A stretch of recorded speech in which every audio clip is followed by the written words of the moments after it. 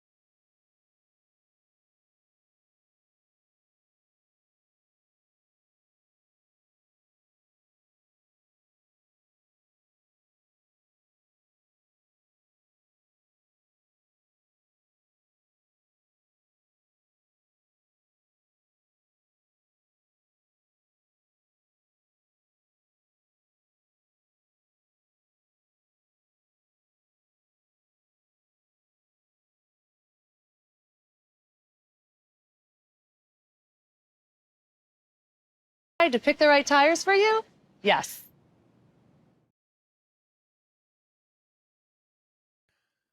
Well, back again here at Gateway, and there is your grid for the first race of the second season for the Tire Rack Road to Indy eSeries presented by Cooper Tires. Andre Castro, the Legacy Autosport driver, I've been talking to him during the week, and I like his chances. He seems very well prepared. But Rob, we've got Pabst Racing's Yuvan Sundaramurthy starting from second.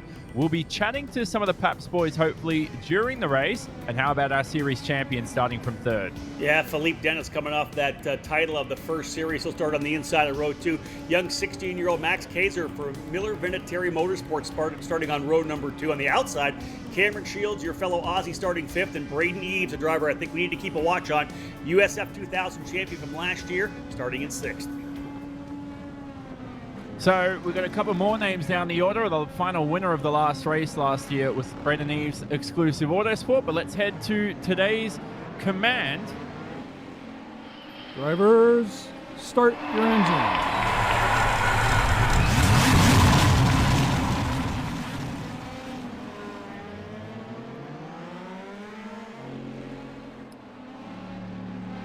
So there you go, Rob. The Pro Mazda screaming around virtually. Yes, they started as they were already on the pace lap. It's going to be a quick one here around Gateway. Some of the drivers talking how this is an egg-shaped oval, and turns 1 and 2 won't be too flat out, but turns 3 and 4 should be easy with the draft. Well, the interesting thing about this racetrack is that turn 1 and 2, it's a lot tighter. Turn 3 and 4 a lot wider. More banking though in turn number 1 and 2. Here they come, folks. I believe we're getting ready to get underway. Right at it, the first of 2 20-minute races. Green, green, green. Underway here at Worldwide Technology Raceway. They'll storm into turn number 1. Castro in the 77 leading on the top side. 11-degree banking, Jonathan, through 1 and 2. We may have seen an engine blow in the background, so that could cause an early yellow here. But it is Castro leading the field, heading into 3. But have a look at this. Phil Dennis for the lead.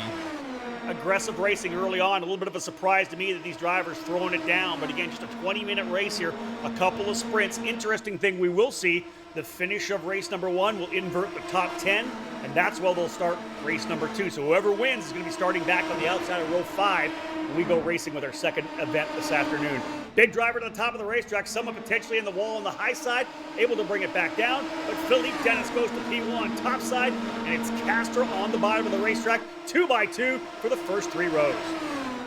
Strategy not a problem today, so when he lifts any fuel saving will only carry a heavier fuel load in this Pro Mazda on the iRacing service. Have a look at this as Castro still leads. Braden Eves to 3rd and searching for 2nd. Braden Eves making a move down to the bottom of the racetrack. Don't Interesting forget, for viewers Eves. want to He see will car race here later on this year on in the that Indy Pro tower. 2000 category, Jonathan. USF 2000 drivers did not run here at Gateway last year, just Indy Pro and Indy Light. So these drivers really don't have any real life experience here. Neither does Castro, neither does Philippe Dennis, neither does Mike Myers, neither does Max Kaiser. Drivers up front have never been here in the real world. Anyway, But looking pretty good here early on. And I like the opening laps laid down here by Andre Castro, driver trying to run for Legacy Autosports this year. He's keeping the car to the high side, a little easier on the tires. We've seen a lot of this. You can run that high side, better grip coming out of the corner. Down to the bottom of Braden Eves, working those Cooper tires a little more, trying to keep the car bottom right down to the yellow line, getting through both 1 and 2 and 3 and 4. And the track will evolve throughout the race too, so different lines are going to matter here. Some drivers trying to see if the bottom is working earlier in the race, which it should here at Gateway, but the top seems to work well. We've got a huge wreck down the back of the pack coming out of 4. Potentially our first incident on the racetrack. Will we go yellow? We'll see the incident happening here. Flynn Lazier, I believe, on the top side of the racetrack. That's the 55 of Santia Ruti in the bottom. Oh, one driver just getting a little loose. That might have been Nate Miranda. Not quite sure who that driver was. If we can get another look at that, we'll grab a number. But yeah, driver just getting a little loose coming out of the corner, nowhere to go. There's another spin there. The 027 going around here. Or were you thinking the 027 potentially? Wow, yeah, exactly. So the interesting part here is the drivers were talking to me during the week about how the liftoff oversteer is pretty much killing them as they come through some of the corners. They're struggling to manage it. Those at the front, though, seem okay, and it's no question that 3 of your top drivers are holding those 3 spots for the moment. Mike Myers doing well in the 5th position. There's a driver I see down the order, though, Will, is Rob. His name is Ryan Norman. And he has been a previous winner here back in Indy Lights in 2018. Yeah, that was an absolutely magnificent day for Ryan Norman. That was his first win in the road to Indy. He went side by side with his Andretti Autosport teammate Colton Herta for probably 15 laps, pinching down the bottom. They were holding each other up. It was unbelievably fun to watch, and it was a big, big win for Ryan Norman. He would come back and get another victory on the road course a little later on last year, but interesting to see him out here with us again. He'll be running sports cars this year, but has jumped back in to run with us here at the road to Indy. But as you said, further down the order than I think we would have expected. Ryan Norman currently in the 22nd position, very likely got caught up in the incident. But this battle up front is stellar right now. 4-driver breakaway. Castro, Eves, Dennis, and young 16-year-old Max Kaiser. Had a chance to talk to him on my Instagram live Q&A. Just a great young man, and I like to see what he's doing right now. Came up through Formula Fords, actually ran an old Swift SC92 machine in the Formula Ford category at SCCA. Looking pretty good here right now. He's been doing a lot of testing and a lot of practice on the iRacing platform, trying to run with some of the big guns here on the road to Indy. He's looking good today, isn't he? Fastest lap of the race for Mike Myers there. A low 31-second lap time here around Gateway. IndyCar ran 23-second lap times here. The lap record held by Will Power.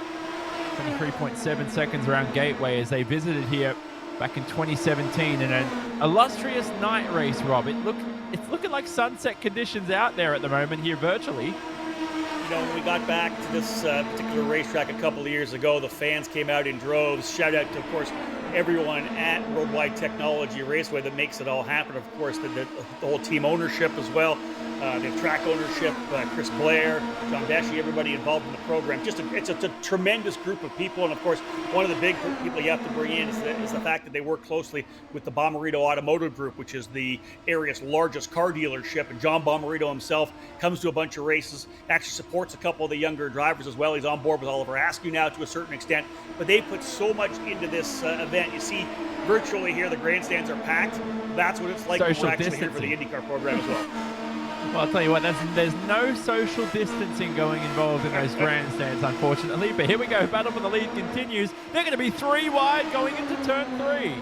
Someone's got to give it up, and that's a good, I think that was potentially McGuinness who let it go to the top part of the racetrack. You cannot fight it. Look at this over-under. Wow, this racing's is a bit further back. No, is that the lead group actually doing what it is indeed the lead group, and they are throwing it down. There's probably 8 drivers in that lead group, 2, almost 3 wide through 1 and 2. Part of the tactics some of the drivers said were that they were going to sit down the back of the pack and avoid the wrecks, but they would have lost this lead group who are looking hungry here and are making 3 wide work. This is like Pocono on steroids. This is what we love about this particular racetrack, no doubt about it. The side-by-side action, we saw a lot of that last year. In fact, Kyle Kirkwood was the driver who put on the show last year, started at the tail of the field and absolutely stormed his way forward. But Corey Enders had a very good run here as well for D-Force Racing. Look at this. Look at this here. 3 wide. Jonathan, we are still 3 wide all the way through 1 and 2 down the back straightaway. Max Kaiser to the bottom. I didn't expect this coming out of practice. I knew that we're going to run 2 by 2, but not 3 wide. Will we see 3 by 3 potentially as we ride on board with the exclusive Autosport driver of Braden Eves? He walked away with a final race win last season and is hoping to go 2 in a row here to begin season 2 of the Tire Rack Road to Indy eSeries. Now, the pole sitter Andre Castro, you won that Symmetric Driver Performance Labs pole award. You can visit symmetriclabs.com for more information on driver coaching. And we've seen a wreck down at the back, and don't tell me Yuvan Sundaramurthy's been involved. Still have the drivers running 3 by 3. This is the replay. That's the incident there, a little bit of contact. Let's see if we can get that shot again to give you a look at that in the replay for Yuvan Sundaramurthy. That was a tough one for the Pabst Racing driver. I was just, Jonathan, I was just waiting for some contact there. They were 3 wide all the way through 1 and 2 with young Max Kaiser down the bottom. He's slotting back into the 5th position now. They weren't going 3 wide further back because I think the guys behind them were watching, kind of holding their breath, wondering what was going to happen. Here's that replay again, going down into turn number 1. Let's see if we can see what happens. On board here, I believe, with Castro. That may not give us the best look here right now. That's Eves at the top of the track. Oh, goodness me. That's not going to work, is it? I didn't see that particular part on my replay. My apologies, but back at it here again. I'm liking this battle up front, though, but look what they have up front. A couple of slower cars. Oh, there's more contact.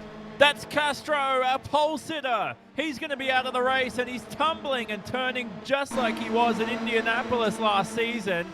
And that is his chances dashed of a potential race victory. And it looked like, couldn't quite tell who was right behind him, but may have taken the air from the rear end of Castro there. Jonathan, I think that was right behind him would have been Philippe Dennis. They came into the corner, and it didn't seem to me like there was any contact, as you had said. It looked more like he may have just got into, I don't know if he got right into the back. It looked to me more like Castro just might have lost the rear end a bit. We'll have a good look at it here. Here's the replay on board now with Dennis. Yep. Oh, that looks like potentially some contact. Would you agree? Yeah, very, very close. And we know that virtual racing, you need to leave a buffer.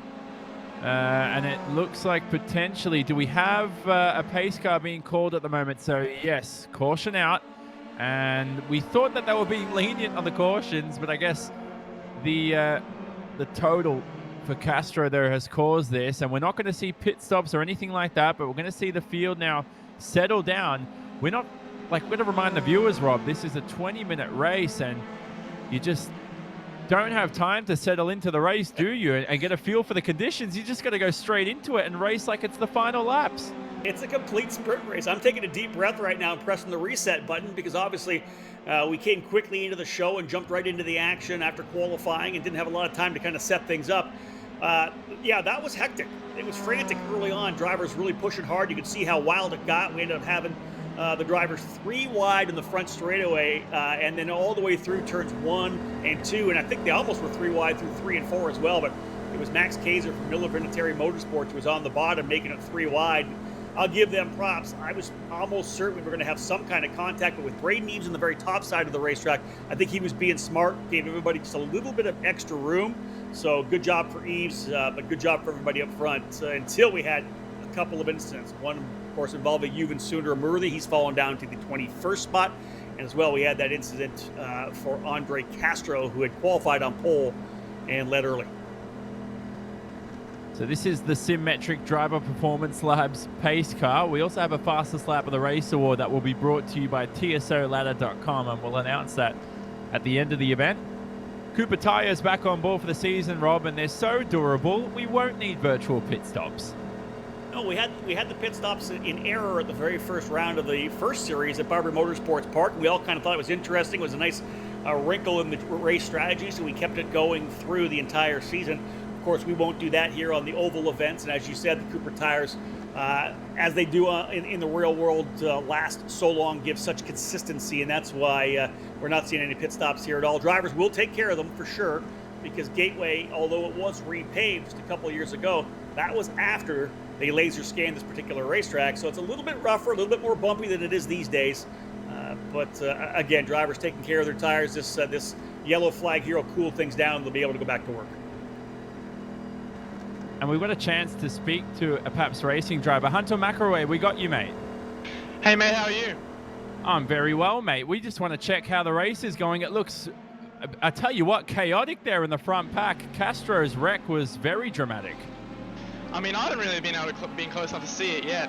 It's been okay, but Colin actually got into me at the start, dropped me to P28. I'm not sure, is my front wing okay, actually? Do you want us to check that for you? Yeah, can you check my front wing? I don't know. It looks good. Oh, cool, sweet. So yeah, we're still in the race now. I'm on the top 10, lead lap. Yeah, could be worse. I mean, I didn't think I'd be like this position after lap 1, but here we are. So hopefully we can stay here. We'll send you actually not stay here. I want to get to the front. Exactly. You don't want to stay there. We'll send you the invoice for the spotting guide there to help you out with that. What are your thoughts here right now? Top side, bottom side? What do you feel like where your car's the fastest right now? Probably surviving all the weapons on here that have no fear, mate, to be honest, like far out. Some of the maneuvers I've seen is, luckily we don't have real life invoices on this because, honestly, yes. I mean, I've just passed a few, but I've just kept my nose clean and, yeah, got to the top 10 from dead last, literally. So, gonna keep clean and see how we go. All right. Good luck here, Hunter. We'll leave you to it, mate. We'll let you join your Paps Racing teammates. We're about to go green this time round. What a good young man is Hunter McElroy, Rob. Yeah, I like the fact he was very, very honest. A little chaotic out there. We said it was chaotic. He says there's some maniacs out there as well. Braden Eves will keep it on the top side. You're not allowed to pass on the bottom side, the left side of the racetrack. So he's up top high, down to the bottom. That's not going to work for the driver just to get the jump there. You're not allowed to pass the bottom, are you, Johnny? I don't think so. Colin Kaminsky's gone to the bottom, and race control's going to have a look at that for sure. But down to the lead is Kaminsky, and Eves has to sacrifice as he heads to the bottom. I guarantee you that Eves would be on the radio talking about that. That's why he was at the top side of the racetrack. Rules on iRacing is you're not allowed to make that pass to the bottom of the track.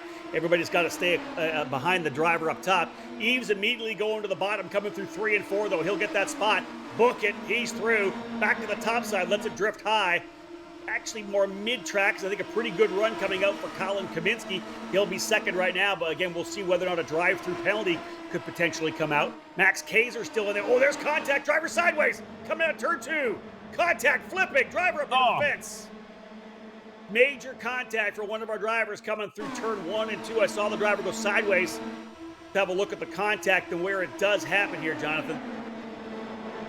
Goodness me, that doesn't bring home any good memories at all. I know it's virtual, but an accident like that is absolutely chaotic. The drivers are running upwards of around about 140 miles an hour here in the draft, and so it can create some chaotic speeds in this Pro Mazda on iRacing. The new version of this vehicle, though, coming soon to the iRacing service, Rob. Hopefully we get to race it in future rounds of the Road to Indy eSeries. A couple of updates right now. Colin Kaminsky pulling down to the backside of the racetrack, so he'll head to pit lane. So indeed, It will be a drive-through penalty, we believe, for Colin Kaminsky for the jump start. The driver I think that we had the incident on in turn number 2 just looked like he lost at mid-corner. That was Santi Urrutia, the driver from Uruguay, who will run this year with HMD Motorsports in the Indy Lights program. A couple of years finishing either in second and third, I believe, in the championships in his time in Indy Lights. Multi-time race winner, very talented driver. Wasn't able to get into our first series, Jonathan, of eSeries Racing here with the Road to Indy, but able to sign up for the Tire Rack sponsored program, our second season, but did not quite go the way Santi Urrutia wanted. He's back down in 19th position. Yep, as you said, won this race back in 2017. Previous champion in the Road to Indy series back in 2015. He won the Indy Pro 2000 championship. I swear I heard a wreck in the background, and that is Phil Dennis, our champion from last season. His day could be done, and he's going to have to trundle that car home to the pit lane. Let's have a look what happened, and just caught the end of that, Rob. Didn't quite catch what happened to him there. Let's see if he can jump on board potentially with a replay here if he had to catch it. It looked to me like the car just kind of broke loose on him, indeed. Looks like a little bit of an overcorrection. Very surprising out of Philippe Dennis. You wonder if it was kind of a net code thing or something, because that's not an issue, a mistake that we saw out of him. He, in fact, made 0 mistakes as we headed throughout the entire first season. So ends up winning the championship. Trouble here. Man, this kind of blows things wide open, does it not? As they're working their way through some lap traffic now. It's Ryan Norman to the top of the racetrack. Max Kaiser still trying to follow the number 1 of Braden Eves through. Man, action continuing here. Just 4 minutes remaining in our first 20-minute sprint. And what a story this is, Rob. Daniel Frost to the 3rd position, looking for 2nd. He's going to form up single file heading to 1 and 2. But the Singaporean driver for Andretti Autosports had a good run lately. Man, all the way down onto the rumbles coming out of turn number 2. You can't do that in the Indy cars here at all. The car will definitely skate out on you. He'll make a move to the bottom of the racetrack. Here he comes, the Andretti Autosport driver trying to get to the inside of Max Kaiser. But Kaiser with a better run. You can see that Frost had to chase the car up the racetrack a little bit. That early entry gave him a little bit of a mid-corner push. Had to get back at it. Here's a battle for the lead right now, Jonathan. Here comes Kaiser to the bottom on Eves. Got to be careful running 2 by 2 this late in the race. How are the conditions in this car? We've seen even our series champion, who's driven so perfectly over the past 5 weeks, suffer from some dramatic oversteer. Daniel Frost started this race from the 13th row of the grid, and he's already up in the 3rd, and we're 2 by 2 again heading into 1. And how about this? Max Kaiser to the bottom. Max Kaiser, the young driver from Colorado, only 16 years of age, trying to battle it out right now here with the reigning USF 2000 champion. Look who else is in the fight here. Multi-time Road to Indy race winner Daniel Frost. Young driver Reese Gold, 10th last year in USF 2000. F1600 driver Mike Myers now up into the 5th spot. Josh Green will be a rookie this year in USF 2000, as will Matias Ramirez for D-Force in 7th. Kaminsky runs 8th, Loomis 9th, and Cameron Shields holding on to the top 10. Just over 2 minutes remaining here in our first race. Oh, I thought that was 3 wide down for the 3rd position there. That's Reese Gold back up the order. Reese Gold's now in a 3rd in this race. Rob, how in the world has Reese Gold always figured it out during race trim? As we see the battle for the lead continue here, or at least for 2nd position, Max Kaiser struggling to keep within the draft of Braden Eves. You know, if Braden Eves breaks the draft, it's game over for everybody else behind. You got to wonder what's going through the mind of Max Kaiser right now. Again, a kid that just kind of came through the Lucas Oil School of Racing. He did SCCA Formula Ford racing. He's done an F4 race. He's going to jump in board, of course, to try to do the USF 2000 program this year with Miller Vinatieri Motorsports.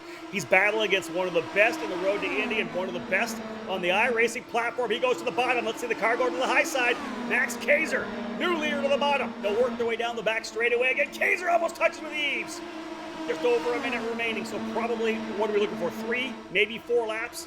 New leader, Kaiser to the bottom. But it's a better high side run for Braden Eves. Gets a good run into turn number 2.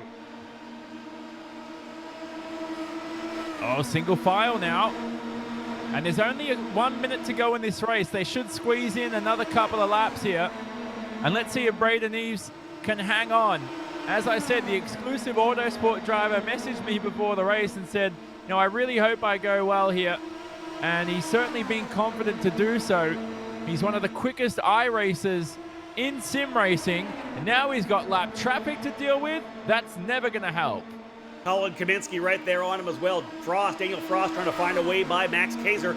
But again, here goes Eves to the bottom to get to the inside of Kaminsky. Let's see if he holds the top side. This is going to really play, of course, to Braden Eves. He's got those drivers battling behind. Kaiser's thinking about trying to get the race win, but now maybe more intent to try to hold off Reese Gold and Daniel Frost as well. It's probably the last lap on the racetrack right now. Eves heading into turn 1. This could end ugly right now. White flag waves. Eves still with the advantage here, and it looks like he might not even look back in his mirrors. Eves from Kaiser, from Frost, going into 3 and 4 for the final time. Big dive bomb move to the bottom for Frost to try to get by Kaiser. He's going to run the high side of the racetrack. No one's going to have anything, folks. He won the last race of season 1. He's going to start things off with a victory at the start of season 2. Braden Eves, winner in race 1 here at Worldwide Technology Raceway at Gateway. Braden Eves for Exclusive Autosport, scoring the victory. Max Kaiser, what a run for Max, just 16 years of age, showing his worth here on the iRacing program.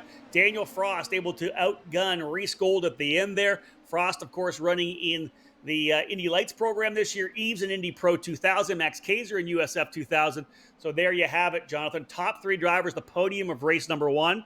All 3 different levels of the Road to Indy presented by Cooper Tires represented in 1, 2, 3. What if they sold tires online? We do. We're TireRack.com. They could offer lots of tires and help you find the right tire. It's called the Tire Decision Guide. Oh, and they could ship them to a nearby mechanic. We shipped over 7,000 independent recommended installers. This is an amazing idea. Sorry. Receive fast, free shipping and road hazard protection, a deal, and peace of mind. TireRack.com, the way tire buying should be. It's me, your Uncle Cooper, and this is a Cooper tire. Great tire. Now, it's not going to cook you a pot roast, but it will stop when you hit the brakes. And these truck tires can stop on average 10 feet shorter than other tires on a wet road. See, the trick is in the grip, and these tires grip like my handshake. Look, I'm your uncle. I love you. I want you to stop when you need to. Doesn't matter if it's for a red light or a duckling. So go with the Coopers. Cooper! And never start something you can't stop.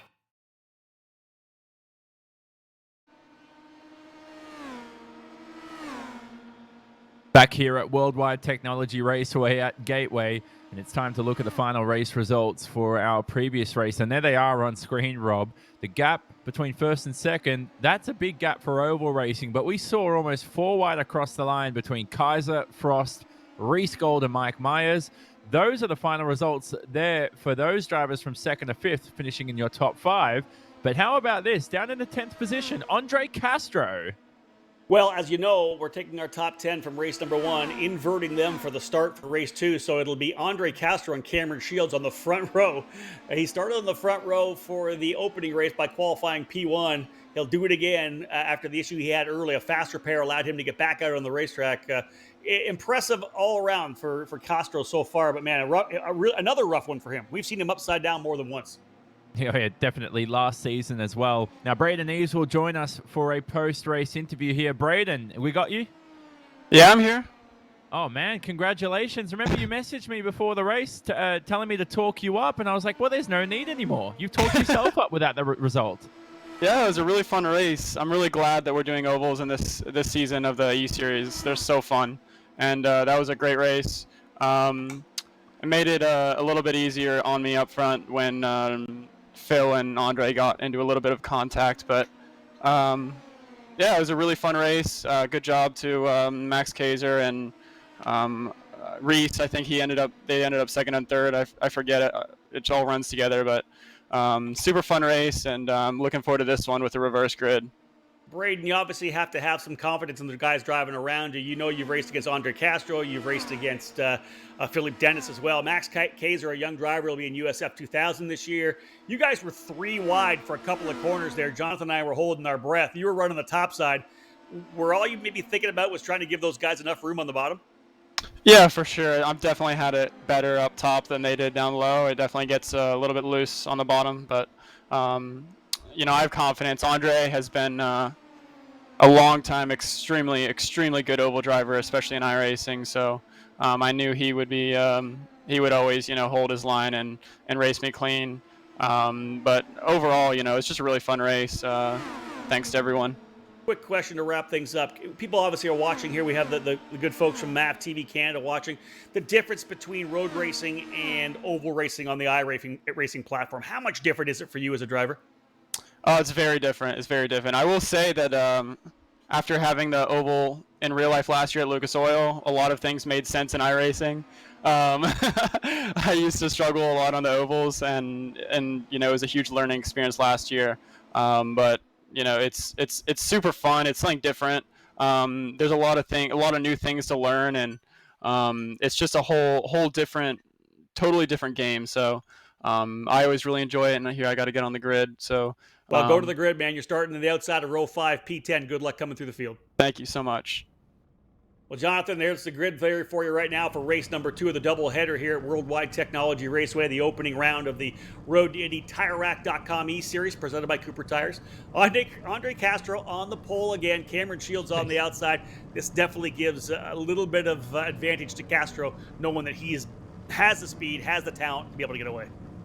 If you can call a race like this, you're laughing. This is insane right now. Castro, the Legacy Autosport driver, joined on the front row by Aussie Cameron Shields. Shields, no stranger, or no, I should say, sorry, not much experience on the ovals. This is a good chance for him to dabble in the virtual environment before he heads there in the real world. Well, the interesting thing is he doesn't have a lot of experience, just the one race in the Road to Indy, but he happened to win that race at Lucas Oil Raceway, the Freedom 75, running with Newman Walks Racing. So he knows how to win. He knows how to run the top side. He'll be good when we get to Lucas Oil Raceway. I think starting where he is now could play well for Shields, especially if he teams up quickly with Andre Castro.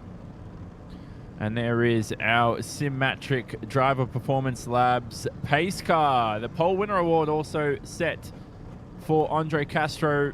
Double again today. It's like deja vu for the American right there. Down the back end of the order, I see Antoine Comeau, I should say, on the 6th row of the grid. And Comeau joined us late last season. Rob, back again here for season 2. Yeah, a lot of work to be done, of course, amid the COVID-19 coronavirus pandemic. Antoine working in the business industry, the investment industry, so had a lot of work to do to solidify his programs. And of course, once things kind of settled down a bit, he had an opportunity to get back behind the wheel of his Turn 3 motorsports car. We'll hope to see him throughout the season this year, outdoor and real world racing in the Indy Pro 2000 class. So great to have Antoine with us again.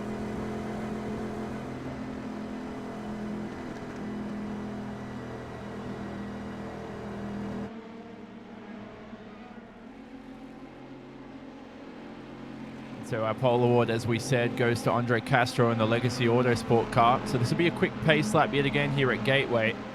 And by the way, that Corvette is screaming off into the distance. We're about to go green yet again. Rob, take a breath, mate. It's okay. I'm looking forward to it, as always. Andre Castro going to get a second chance to take him to the green flag in that number 77 machine. It's the Aussie Cameron Shields on the outside. Colin Kaminsky there as well. They'll spool up, coming out of turn number 4. We're at it once again. Race 2 here from the doubleheader. Green, green, green. Again, streaming down into turn number 1. Shields immediately to the bottom of the racetrack. Careful of Colin Kaminsky here, because the two teammates will most doubtly work with each other here. And Castro now back into the second position, going to the inside, heading into 3. It's an egg-shaped oval, don't forget. You can see on the track map on the top right-hand side of the screen the difference between turns 1 and 2 and 3 and 4. A lot of banking as well here at the circuit. A lot of banking difference between the two corners. 11 degrees banking through turn 1 and 2. 9 through the final couple of corners. And back to the lead is Castro. Even with that extra banking, turn 1 and 2. Don't driver sideways. Contact a couple drivers coming through turn number 1 and 2. We saw the driver sideways perpendicular. We'll get a replay of them coming in here. Wonder which driver that was potentially involved. Big spin. That was Reese Gold, I think. He makes contact as well. So Gold, I believe, the driver who fell down potentially to the tail of the order. Things resetting here again. Early on, drivers up front running well. Here's the replay again. Coming into turn number 1 and 2. A little contact. That might have been Eves potentially into the back of Reese Gold going into 1. Definitely looked like an exclusive Autosport car, and we can confirm it was Braden Eves there down in the back of the pack near the bottom end of the top 10. The top 10 inverted for race number 2 here. It's the same distance. same strategy involved too. We're not expecting any scheduled stops, but the bonus, Rob, is that these drivers are allowed fast repairs, which means any chaotic accident like that, and they'll be able to head back straight onto the racetrack with a repaired vehicle. Interesting to see that incident, of course, early on when the drivers are on cold tires coming into turn number 1. Gold likely potentially got off the throttle a little bit earlier than maybe Eves would have, and there was contact coming into the corner. Interestingly, those drivers were both teammates last year at Cape Motorsports in the USF 2000 program. Reese, of course, just 14 years of age when he started in USF 2000 last year. He'll be 15 when we get rolling back at it again. And again, lucky for him, he had a couple of veteran drivers with him last year into the Cape Camp. He'll be one of the lead drivers this year in that program as well. But this battle up front continuing as, I'll tell you, Cameron Shields, Jonathan, not content to settle in at all. Let's put it that way. He's gone the high side, he's gone the low side, trying to chop in front of Kaminsky at one point, being pretty aggressive out there. Well, like we said, compared to a usual IndyCar race, there's no time to settle in the first 20 minutes here because that's the distance of this race. As we watch a replay here on board, we saw an issue. I'm not quite sure what I saw there, but here's Colin Kaminsky down to the up to the third position. Cameron Shields, though, back to the lead here as he works with teammate Castro. Let me tell you something. These two are on team speak, and they are talking to each other during this race. They're handling the race quite well, and this is we got a big huge wreck down the back. Back straightaway, you're right, big contact. Matias Ramirez, one of the drivers involved, Jonathan. He's battling, I believe, that could be with Philippe Dennis. No, that was the 27 involved in that. That's Robert McGuinness. So McGuinness and Ramirez coming out of turn 2 on the back straightaway. That was major contact, but both drivers not wanting to give up an inch at all on the exit of the corner. And the caution's out now after that incident. So we've only had 3 minutes of green flag action, and race controls decided to let everybody settle down after that. We're going to have a single file restart after this one. But boy, what a start to that race, though. And it looks like at the moment, Kaminsky, as far as I can see, is in the lead. So unless something's happened off camera, he's passed the two teammates into the first position. And that's good stuff by Kaminsky. Good start for the driver from Chicago, Illinois for Pabst Racing, Colin Kaminsky. Again, had some issues in that early event, settling back in so he can get to work here.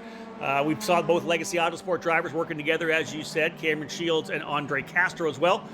Looks like we're joined by Yuven Sundaramurthy, though, Jonathan. We got a quick little break. We'll go trackside. Yuven, currently running in the 13th spot. What was your thoughts of those first couple of laps? Hi, first couple laps were just trying to stay safe there. Had the second place in qualifying, so I was really looking to capitalize in the first race. Didn't end up going my way. Got into a spin and then got driven down to the inside, but happy with my 13th spot. Gonna look to move forward. Jonathan, thoughts on the run so far for Yuven?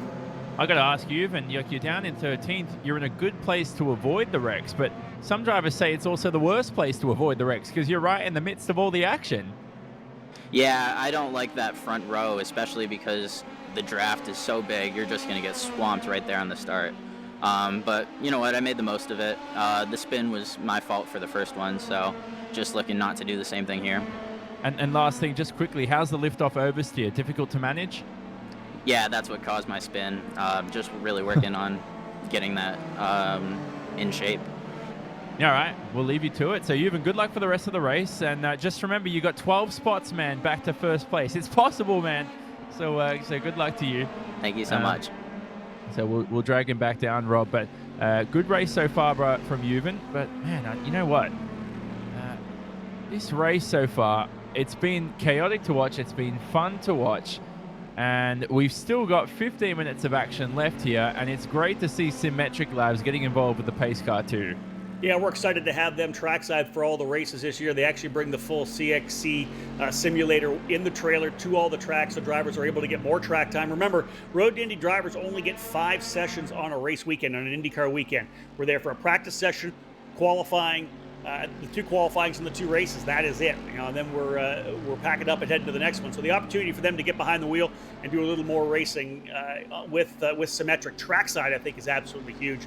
We'll see what happens here with Colin Kaminsky, but I was liking with the fact that we heard from Yuven Sundaramurthy honest with us, because I know he said he made that mistake in turn 1, lost the rear of the car. And Jonathan, from the very start of the broadcasts of our first season, you talked about the fact intrinsic in this Pro Mazda is the simple fact that you have that throttle off oversteer, and a lot of drivers have been struggling with that, especially in turn 1. Yeah, definitely. I spoke to Julian Dunn, who sim racers would know of, and he's one of the best to do it in this Pro Mazda. And he's an Australian, by the way. Just I'd let you know, Rob, for a second. But the lights are out on the lights are still on the pace car, so we're going to go one more time this time by. But single file start here. You look at the two teammates of Shields and Castro behind. What do you reckon they'll do here into 1? Well, it was interesting because we saw them run top side, bottom side, kind of flip back and forth. You said that they're already on the radio with each other on TeamSpeak, so you know that they're going to see if they can't tag team up on Colin Kaminsky. They'll, of course, bounce off of Colin. If he stays to the bottom of the racetrack, I expect that both of them will go to the top side. Vice versa, if he tries to run around the top, I think you'll see Kaminsky, or you'll see Cameron Shields go to the bottom instead. And once one of those drivers gets through, I got to see that Kaminsky probably gets freight trained. He's going to need some help from Daniel Frost or Braden Eves, somebody else who's not a legacy driver behind him. That's what he's going to need for sure. Well, we've got a lot of colors on the graphics too that you'll be able to differentiate the different drivers with, and we'll give you a rundown of that there at the top of the screen. That's whether they're a team owner or what series they run in, but we're about to go back to green flag action here from Gateway. Out of turn number 4, pretty solid jump. Kaminsky right down to the bottom of the racetrack trying to break the draft. He'll go back up to the top very quickly as the cross start finish and see how he tucks into turn number 1. Again, we said the 11-degree bank, right down to the bottom. He's going to keep it down by the rumbles to try to see if he can't get that run off the corner. Everybody's slotting in nicely so far. Castro having to look to the inside of Shields into turn number 3. And Eves is ready to loom there in the 4th position. He's going to bring along Daniel Frost with him. Our race 1 winner, Braden Eves, looking good to pounce on the 3 ahead. Yeah, I think we know that Braden Eves obviously comfortable with what he did earlier in the day. We got a new leader now as Shields has gone to the inside. Watch for Braden Eves actually to the inside of Castro. Eves on the move. The point I was going to make was the fact you got a guy that's already won 2 races. The final race of the first series, and he won earlier today already. The contrast then is Daniel Frost. He's had a couple of good runs, just hasn't been able to capitalize. He's running here in the top 5. You wonder whether or not he'll show the patience he needs, Jonathan, to be there when we're all said and done. Oh, how about this? Legacy Autosport leading this race. We almost saw 4 wide. We're seeing 2 by 3 for the lead. Eves will fall down to 5th. Kaminsky to 3rd, and Cameron Shields dicing with his Legacy Autosport teammate of Castro for P1. This is great stuff. Josh Green in the number up here as well after starting on the inside of row number 5. Again, 10th place was the start for the winner, Braden Eves. He's now down to the bottom. Look at this action here. They work their way into turn number 1. Josh Green trying to make it 3 wide as well. He'll train. And there's almost nowhere to go for some of the drivers behind in the traffic. This reminds me of, and I don't mean to bring it up, Rob, but back in Las Vegas in 2011, it was a very chaotic race in IndyCar, and it was a very sad day in the world of IndyCar. But luckily in the virtual world, it's a little safer in a sense, as Eves goes to the lead for the first time. Yeah, indeed, that was not a good weekend for motorsports here in America, of course. These young drivers here, like you said, protected by the let's say the safety of the iRacing program, getting a good chance to go wheel to wheel here, though. I'll tell you one thing, Jonathan, as Shields still leads, Castro to the bottom, very top side is Braden Eves.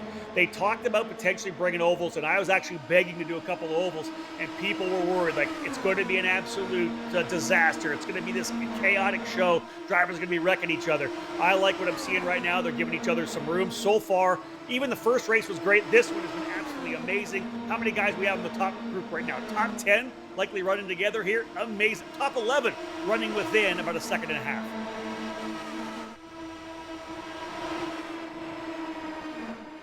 Wow. What a shot through 1 and 2. And 2 wide down the back of the back, too. Jonathan, this is absolutely incredible. Fields continues to hold the top spot. Everybody else trying the bottom. Ooh, almost into the wall. A little bit of a kink there. I saw that in an earlier race I called about 2 weeks ago. One of the IndyCar drivers tapped the wheel there. Even though there's room on the exit, you have to bring it back across before you get to that little bit on the back straightaway. Almost caught out a couple of drivers. Side by side again. Daniel Frost looking for the bid for the lead. He'll go to the bottom, and he's going to bring Eves down there with him. 3 wide further back. I talked about this, what a story it would be if the Andretti Autosport driver of Frost could indeed win this event. He's got a couple of hungry Legacy Autosport drivers behind. Braden Eves, our Race 1 winner for Exclusive Autosports right there. And look who's back in the fray for the lead. Our Series 1 champion of Phil Dennis to third. This is thrilling so far. 4 wide down the front straightaway for about 5th, 6th, 7th, and 8th. They'll work their way through turn 1 and 2 again. 3 wide he ends up. The meat and the sandwich is the number 1 of Braden Eves. Trying to figure out where to go. He'll tuck under the gearbox of Dennis. Then he goes to driver's left, goes to the bottom. They'll go 3 wide again coming into turn number 3. Eves on the bottom. It'll be Dennis in the middle and then Kaiser to the top. No, that's actually the 68 of Frost to the top as we're continuing to battle out. Back down to the bottom goes Eves. Way down to the bottom for something. There's trouble for Cameron Shields. Yellow flag. Is that yellow? Well, no official yellow at the moment. So we'll wait and see. Issue. Cameron Shields slowed coming out of turn number 4 and slowed coming down the straightaway. They're still 3-4 wide. Not sure what it was there. Still a long way to go to the end of this one. 7 more minutes remaining, but the action midway through, Jonathan, absolutely hectic. So Shields, we're just trying to confirm what's happened to him. It looks like he's out of the race. He's definitely out of the lead lap. And the racing is going to continue because there's no yellow. Castro to the lead from Dennis, from Eves, from Josh Green down in the 4th position. Daniel Frost back down to 5th. You got to time this, Rob, as to when you're near the front right now, because Frost from 1st to 5th was not a good sign. We want to see whether or not the bottom works around here. I'm not sure if the top's working that well. And this is what's interesting right now. I had a chance to talk on an Instagram Live interview today to Kyle Kirkwood, talking about running the Freedom 100 for the first time. And he's watched so much tape on it. And it's all about strategy. You're flat out all the way around the Indianapolis Motor Speedway for that Freedom event on Carb Day. You're right. It's where do you need to be? Because you know you're going to be cycling forward. You're not always going to be in the front. You may slot back to 3rd, 4th. Top side, bottom side. It's all about being at the right place in that last 5 minutes. You got to put the hammer down. You got to work your way forward. Every one of these drivers trying to figure it out. Eves back to the lead once again in the number 1. But here comes Castro, aggressive to the bottom. Philip Dennis to the top. 3 wide again into turn number 1.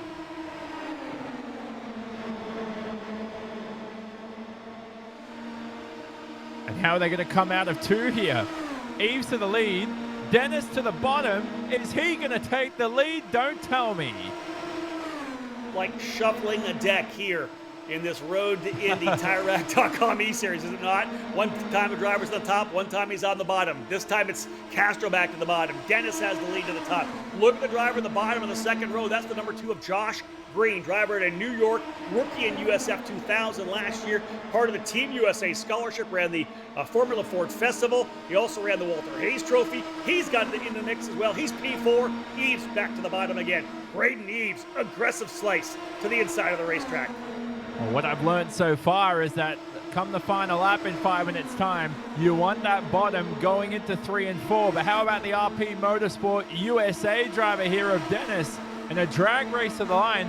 There we got a bit of a display of what we may see on the final lap of this race here. A switchback coming out of 4, but it wasn't enough of a run for Dennis there. This is absolutely entertaining. Watching these drivers 2 wide, 3 wide, drivers in USF 2000, Indy Pro 2000, Indy Lights, all fighting wheel to wheel, trying to figure it out right now. We know Braden Eves has got a great handle on this racetrack. Already scored a victory to get things underway. He leads once again, but Daniel Frost was in the hunt. We know that Philippe Dennis was before his incident down in turn number 1 as well. I don't know who. Oh, driver spinning further back. We have a driver around, I believe, further back. Going into 1. Indeed, big wreck.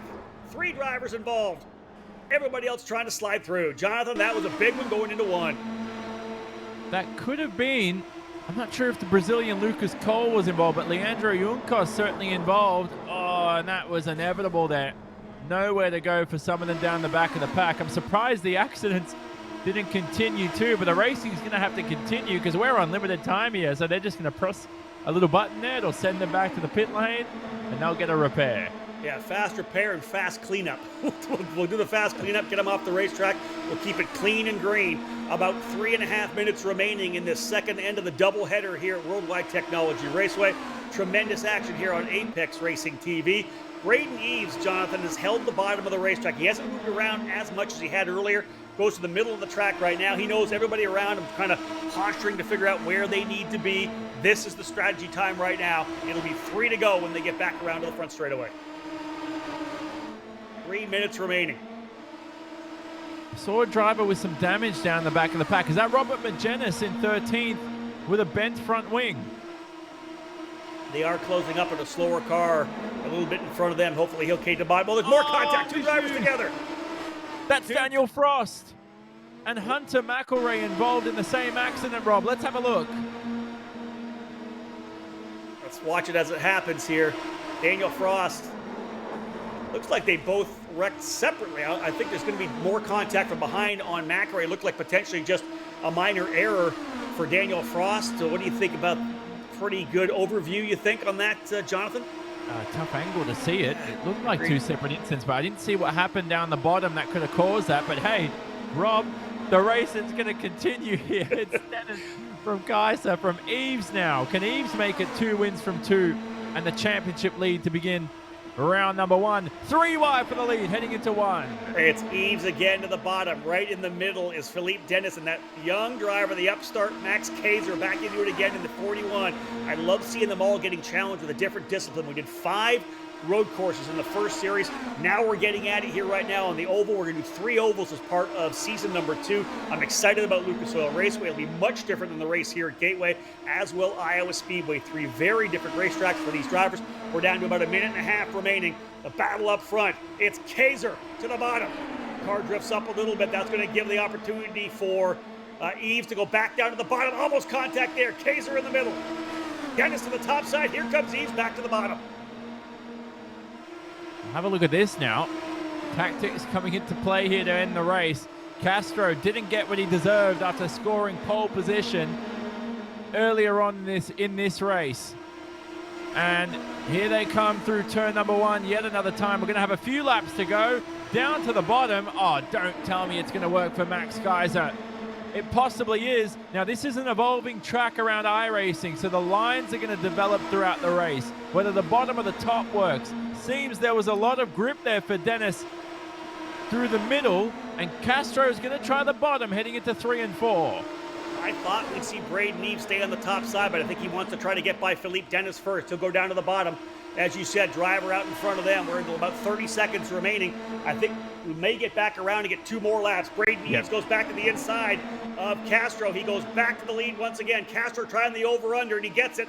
Side by side, coming down the back chute. They'll probably get the white flag this time by. Eves to the top side. Castro trying to get that elusive first win on the bottom. So I think you're spot on, Rob. This should be the white flag this time round, although it's going to be awfully close. Eves trying to make the outside work. I think they almost touched wheels there. And don't tell me Dennis is going to search for the bottom. The RP Motorsport USA driver receives the white flag. He'll head to P number 1 here to begin the final lap of the race. And Eves now going for the switchback. He's going to snatch the lead heading into 3 and 4.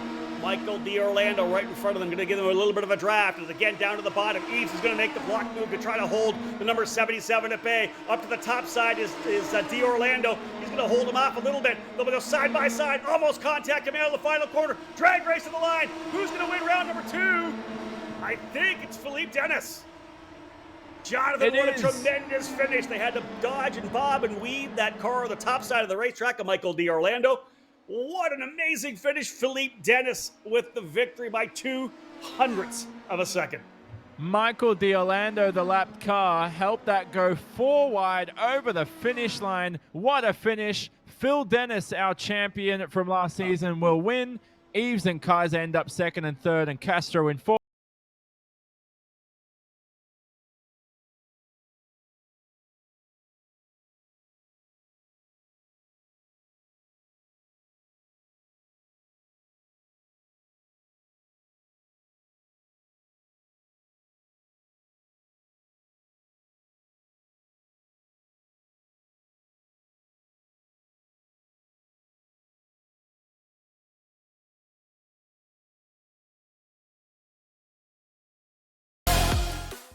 You're shopping for tires online and you have questions. I do.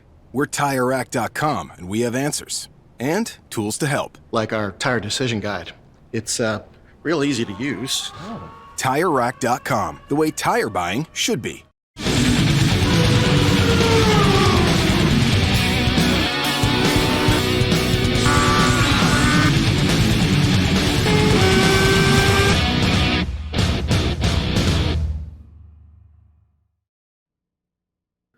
Back here at Worldwide Technology Raceway at Gateway, we've got a winner to crown Rob Howden, and that will be Philippe Dennis. You can see the final race results on screen. The final margin, 2/100ths of a second, and you're stood alongside him, our Series 1 champion. Philippe, congratulations coming back after issues in race number 1. But man, those last 5 laps, Jonathan and I were holding our breath. I'm sure you may have been doing the same thing. We didn't know where anybody was going to be. You had lap car getting in the way. Can you walk us through that last lap and your thought process? Let me tell you, Rob, there is no thought process. I was just going for the kill, and it worked out in the end. There was a little gap that I had to thread coming out of the last corner. I had to do it to win, and I knew it, and I went for it, and it worked. I pulled the Kyle Kirkwood there. I had to start 20. Where did I start? 24th, and I kept my nose clean. Man, I'm still shaking. That was so stressful, but I was just keeping it clean. There was a lot of wrecks in front of me, a lot of things that I should not have seen, but saw coming through there, and I'm just so happy to come out on top. I'm a little shaken up. That was just such an insane finish. Well, we're watching the replay right now of you. You were right up alongside Michael D'Orlando, the top part of the racetrack. You were able to make the dive down to the inside and hold that spot. You drag race Braden Eves to the line. What a tremendous run. You can hear the emotion in your voice. It just seemed, even for us calling it, it was just 20 minutes of actual mayhem, and you were just having to react every corner. Yeah, I don't have that much experience around ovals, and I was really surprised when I had decent pace, and I think I figured a little something out with momentum in that race that some other people didn't have, and it helped me pass as many people as I could. Well, congratulations on a tremendous run for you. Excellent drive. Way to get back to the top of the box after the issue you had in race number 1. Looking forward to the next one for sure, but congrats on a tremendous run. Yes, thank you. I'd like to thank RP Motorsport and everyone that's supporting me. So we've got to say goodbye to our MAV TV Canadian audience. Hope you enjoyed all the coverage. You can join us for more post-race coverage on our associated social channels, on our Facebook streams, or on the YouTube pages, and we'll see you after this. What if they sold tires online? We do. We're TireRack.com. They could offer lots of tires and help you find the right tire. It's called the Tire Decision Guide. Oh, and they could ship them to a nearby mechanic. We shipped over 7,000 independent recommended installers. This is an amazing idea. Sorry. Receive fast, free shipping and road hazard protection, a deal, and peace of mind.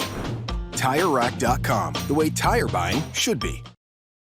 It's me, your Uncle Cooper, and this is a Cooper tire. Great tire. Now, it's not going to cook you a pot roast, but it will stop when you hit the brakes. And these truck tires can stop on average 10 feet shorter than other tires on a wet road. See, the trick is in the grip, and these tires grip like my handshake. Look, I'm your uncle. I love you. I want you to stop when you need to. Doesn't matter if it's for a red light or a duckling. So go with the Coopers. Cooper! And never start something you can't stop.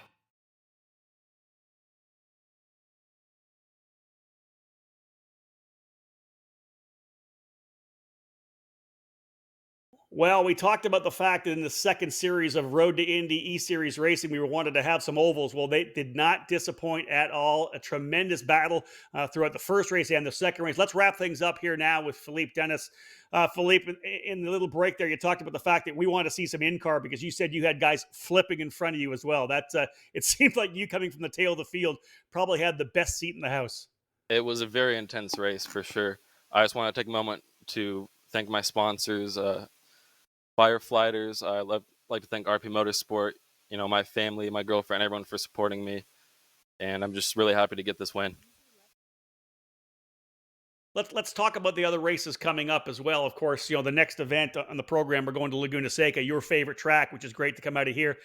But we're running Lucas Oil Raceway as well, the 5/8 mile oval. We're also going to run Iowa Speedway, which is a much larger track, 7/8 of a mile. You've been through one oval right now here in the iRacing program with all your fellow Road to Indy drivers. What are your thoughts on those next two? Well, I'm very excited to go to my home track. I have a lot of experience there. I think it's going to be a great race. The field's going to be tougher than ever. I'm more than ready to fight for a second championship. I'm really excited about these oval editions. It adds a lot of action, and it's going to be a great mixture. Well, we'll wrap up with saying this right now. Obviously, you were able to show what you can do on the road courses in the first series we have with the Road to Indy eSeries program. You've obviously come back now and won on an oval as well, and that's always great for a driver to be able to show that you have the diversity to be able to be fast on both kinds of racetracks. So the bottom line is congratulations, well done. And again, as you said, next week, next Wednesday, we're heading to WeatherTech Raceway, Laguna Seca, your home track. The odds for you to win will probably be pretty good, I think. Well, we'll see. You never know. Everyone's strong. Braden was really strong here, like always. Andre was really strong. It's gonna be fun. Very tough. All right, well done. Congratulations again. Thanks for joining us up here in the booth. Well done, Jonathan. I'm telling you, this kid has shown everything he's got. It's been great opportunity for him to put his name back out front. Is a guy that doesn't have a lot of budget to go racing, trying to put the money together to run in 2020 with RP Motorsports Racing, but he definitely showed what he had here on the iRacing platform. Yeah, definitely. So we're going to bring you more coverage of our Rick Motec post-race show because we're going to be stood alongside the drivers who finished second and third in this race, and they were only separated by a matter of inches, Rob. It's time to speak to Braden Eves, who, if I'm not mistaken, will unofficially confirm him as our series championship leader coming out of round one. Braden, your thoughts on this particular run? It was wild. There was 2 wide, 3 wide, 4 wide, top 11, top 12 drivers in a pack for a majority of that race. We kept the yellows in when there was incidents, but can you walk us through that 20-minute sprint? Because it was exciting for sure. Yeah, started 10th, obviously, because of the inverted grid, which is really fun. It was a little bit dicey in the beginning. There was definitely some times in that race where we were 3-4 wide and just really close to crashing. But, everyone did a great job keeping it clean. Actually, early on, Reese Gold checked up, and I barely got into him. I don't think I had any damage, but, yeah, it was unfortunate right there, but really fun race, just barely lost out. It's disappointing, but really can't complain about a 1-2 finish in the first race, especially considering Phil had that one DNF, so that's going to really hurt him with points. But yeah, I'm really happy about the whole day and how everything went. Phil obviously had to come from the very tail of the field. Braden said he was kind of white knuckling it, was kind of trying to catch his breath when we brought him into the commentary booth. Did you feel the same way, or was it more of a kind of I don't want to say relaxed because you guys were in the middle of a dogfight, but was it more relaxed for you up front?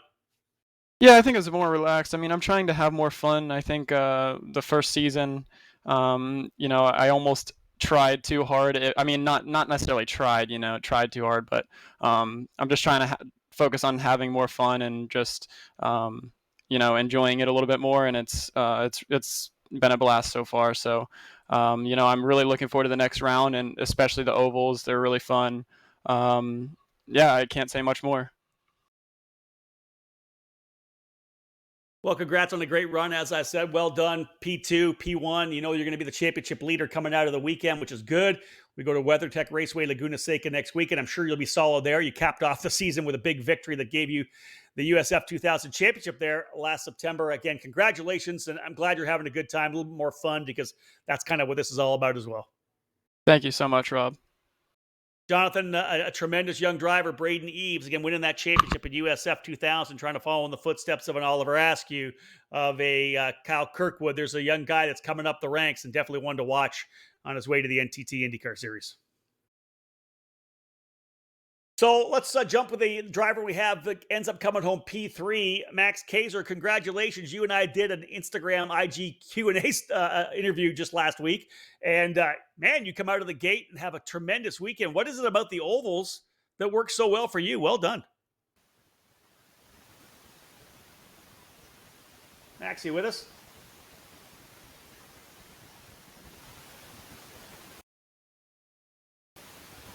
Well, I guess we don't have Max here right now. I couldn't get a hold of Max.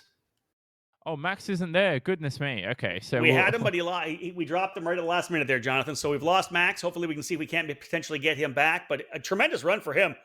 He was good in the opening season, I thought. Had some bad luck, but just all in all, a good overall night here at Worldwide Technology Raceway. You know, I would love to speak to Andre Castro, but I don't think he was pleased by finishing fourth, to be honest with you. As soon as the race finished, he disconnected from the server. Well, right. For Andre, I think that shows, you know, one of the race car drivers was telling me in Supercars yesterday, yes, it's not the real thing and everything, but when you jump in and, yeah, the pressure's not there as much as it is in the real world, but the competitiveness is still the same. You still want to win as much as you do in the real world. So for any driver being displeased with finishing fourth, it's no surprise at the end of the day, to be honest with you. And how about Colin Kaminsky too in fifth? You know, Legacy Autosport, I don't think got what they deserved in that final race. Indeed, I'd love to find out what happened to Cameron Shields as well. Was leading and was looking good, pulled to the inside of the racetrack coming out of turn 4 and essentially just left the race. So we're not sure what happened to Cameron Shields. Maybe it was something back home with the car itself and the iRacing rig itself.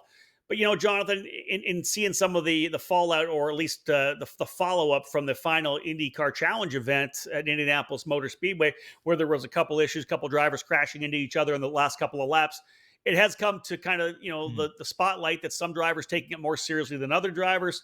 A lot of race car drivers, though, it doesn't matter what it is, you're racing and you're competitive, especially the guys that do a lot of iRacing. This is what they do. They're still taking it very, very seriously. Even Braden Eves, who said he wants to have a little more fun, you know, the underlying theme there is that he still wants to win races. He wants to have more fun doing it, but he still wants to win races. And that really comes down to what this is all about. We're trying to give these drivers an opportunity to have some fun. We've got some entertainment for our Road to Indy fans at the same time, but still these guys want to go out and win races because it's an opportunity to show what you can do.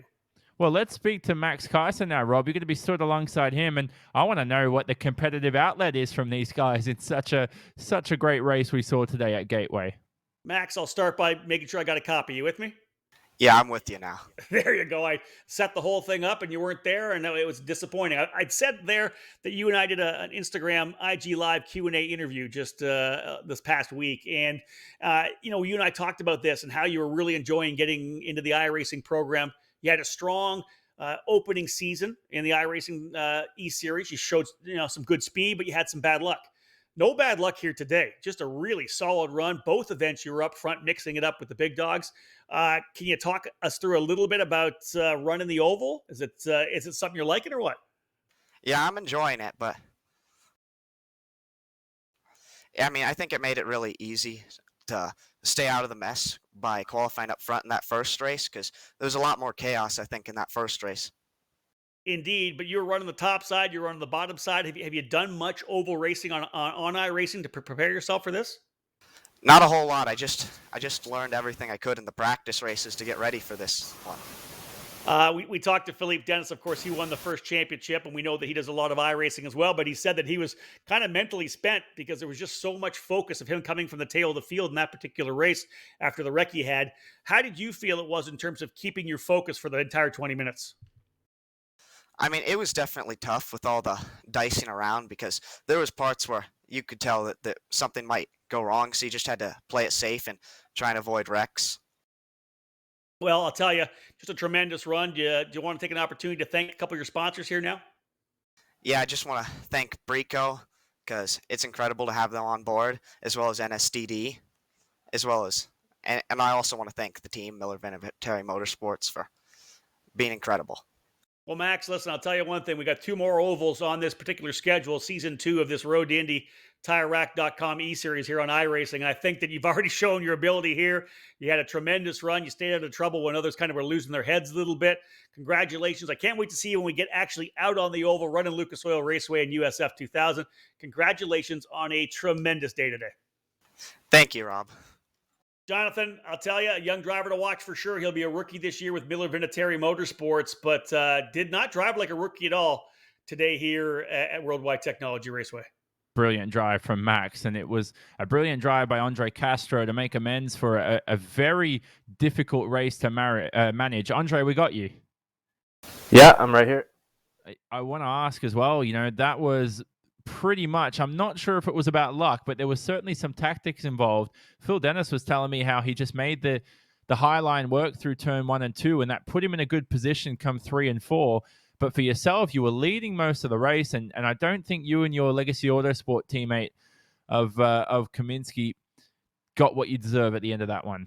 Yeah, it's interesting. I mean, it was a fun race to battle with those guys really, really close and not end up in tears. The second race, the first race, obviously got taken out. But yeah, I mean, it's a little bit like Talladega. There's certain things that you can do to give yourself a better chance of winning. But in the end, it's almost like a lottery. So you have to basically just put yourself in the best position you can and then see how it all stacks up. But yeah, the high line in 1 and 2 is definitely the preferred lane. And then when it got dark, the bottom came in a little bit more, but the outside was still better through 1 and 2. And then yeah, just at the end, I think a lap car came out and gave the guys drafts, so I couldn't get the slingshot to draft by them. But yeah, it was fun. Just hoping one of these weeks I don't get taken out. That'd be nice because it's getting old to be taken out every single week. Well, I saw you, and I hope you don't mind me mentioning it, but as soon as you crossed the line and the race finished, I swear to God, you'd left the server as quickly as possible. And that was a trick I used to use back in World Championship Sim Racing, is I knew the broadcast would catch me coming across the finish line. Now, I race on the roadside, and when they showed me, I would literally cross the finish line, park, and exit the server so quickly, the camera would change to like an ambient shot of the entire racetrack. That's how fast I exited. I think you exited quicker than I used to do. That's true. I was on it. I was on that Alt F4 right there. That was a massive rage quit. Nah, but at least I crossed the line first, because if I did it 200 feet before, it probably would have been would not have been good. It would have affected the result. But yeah, I just wanted to get out of there because it's frustrating just leading all those laps and then having really nothing to show for it just because a couple of things don't go your way. But I think it should be fun because I think the next 2 ovals we have IRP and Lucas Oil Raceway and Iowa should be a little bit less of a draft fest, so it should be a little bit more about how well you can drive the track.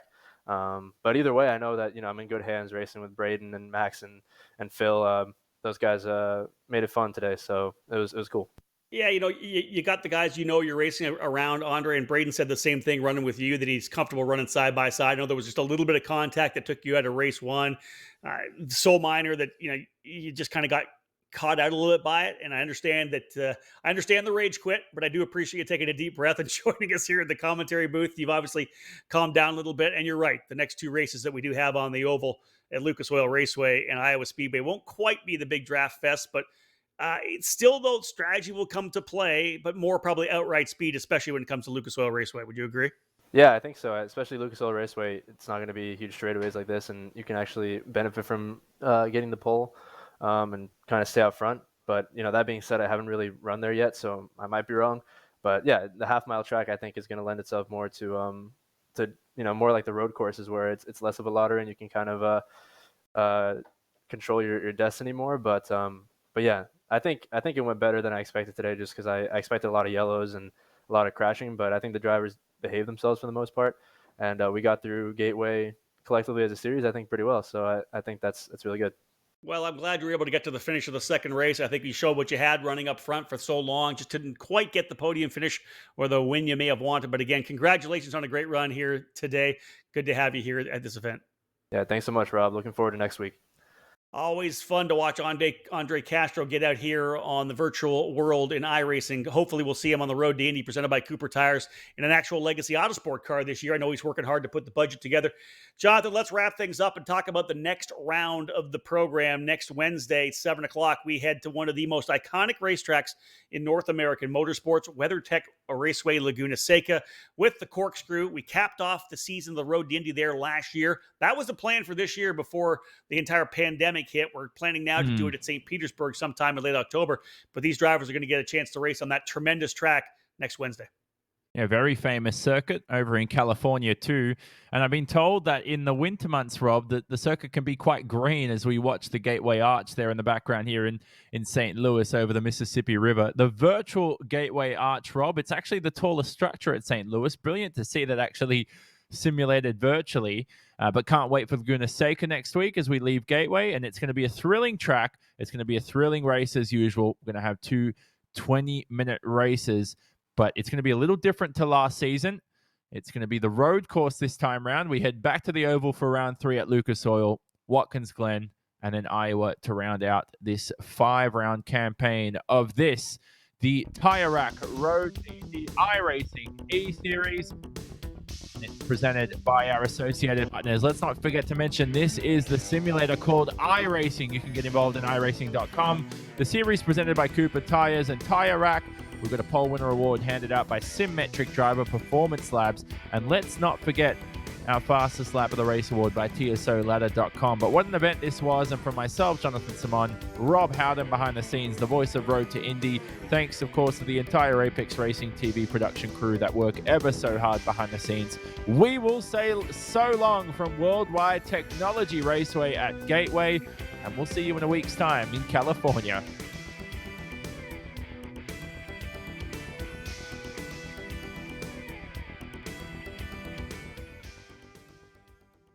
Can I? Use our tire decision guide to pick the right tires for you? Yes.